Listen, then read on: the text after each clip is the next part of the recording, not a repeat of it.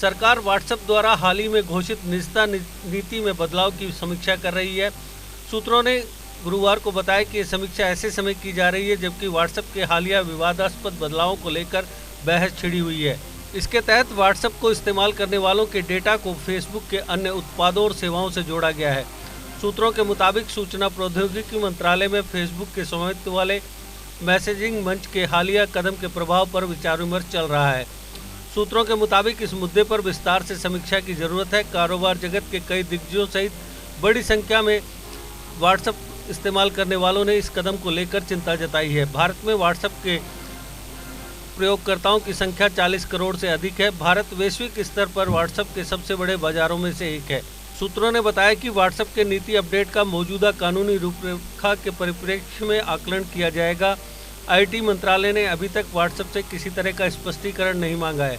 हालांकि इस बारे में जल्द फैसला हो सकता है। व्हाट्सएप की सेवा और निजता नीति में हालिया बदलाव को लेकर बहस छिड़ी है। व्हाट्सएप ने पिछले सप्ताह कंज्यूमर्स को इन ऐप नोटिफिकेशन के जरिए इन बदलावों की सूचना दी है। व्हाट्सएप ने कहा है कि उसके मंच का इस्तेमाल जारी रखने के लिए कंज्यूमर को नई शर्तों तथा नीति पर 8 फरवरी तक अपनी सहमति देनी होगी।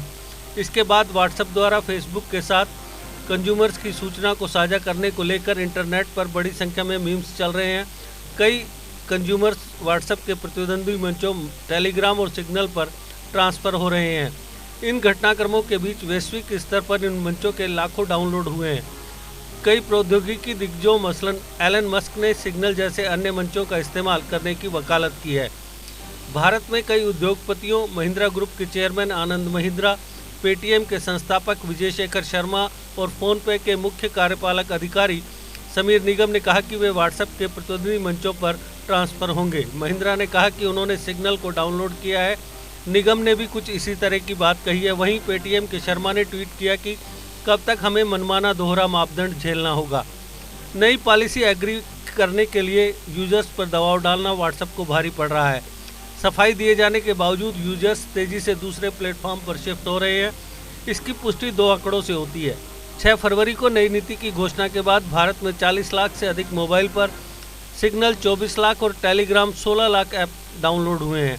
टेलीग्राम ने बुधवार को ऐलान भी किया कि उसने दुनिया भर में 50 करोड़ डाउनलोड का आंकड़ा पार कर लिया है। पिछले 72 घंटों में ही दुनिया में 2.5 करोड़ नए यूजर्स ने टेलीग्राम डाउनलोड किया है। टेलीग्राम को भारत में कितने लोगों ने डाउनलोड किया, फिलहाल इसके आंकड़े कंपनी ने नहीं बताए हैं, लेकिन सीईओ ने कहा कि एशिया में सबसे अधिक 38% यूजर्स बढ़े हैं। Data analysis agency sensor tower के मुताबिक व्हाट्सएप के ऐलान के पहले वाले हफ्ते में 2.5 लाख सिग्नल ऐप डाउनलोड हुए। पॉलिसी के ऐलान के बाद हफ्ते में 88 लाख यूजर्स ने सिग्नल पर साइन इन किया।